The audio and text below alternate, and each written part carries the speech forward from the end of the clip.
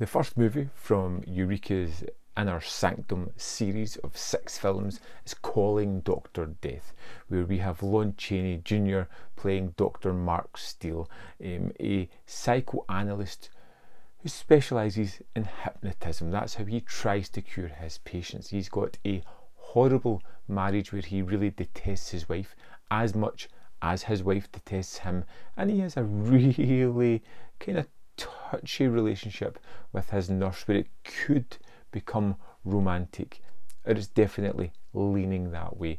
And the crux of this thing is he has a blowout with his wife, and then one weekend he drives away in a rage, and then he wakes up in his office Monday morning and he can't remember the past few days, just as the police turn up and say that his wife has been brutally murdered, and he's suspect number 1.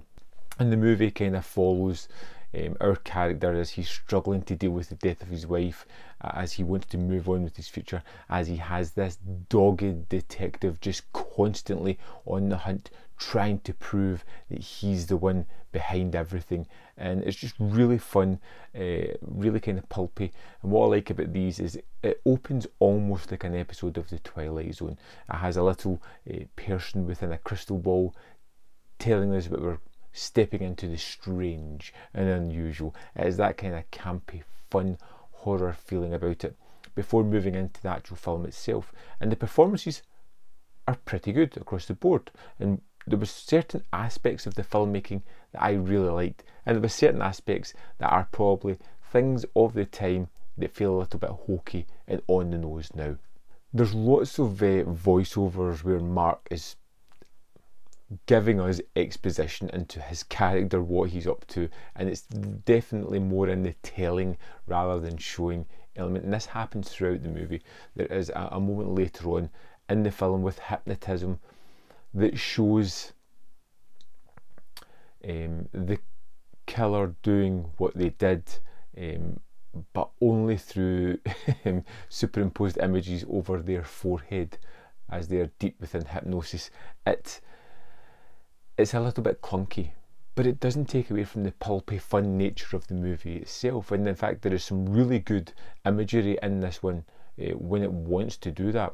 There is a moment where a person is walking down a street, they're having a nightmarish vision, it's not reality, and the buildings just, which are standing like this, slowly lean in to a obscured angle, and it feels as if the world is closing in on the person. It's a great visual, and it shows you that they can do visual storytelling as well as just hitting it on the nose. But this was an extremely fun, pulpy story. Little over an hour. It zips past really quickly. I enjoyed the characters, even though I could see what was coming from the start of the movie, which kind of robbed it of its surprise a little bit. But it was a really pulpy, fun, enjoyable film. I'm looking forward to delving into more of these Inner Sanctum stories. I thought the transfer was amazing. It was just the kind of tale that I was wanting to get lost in. I thought the performances were great, particularly the detective, who is really kind of fun and very tropey about his antics.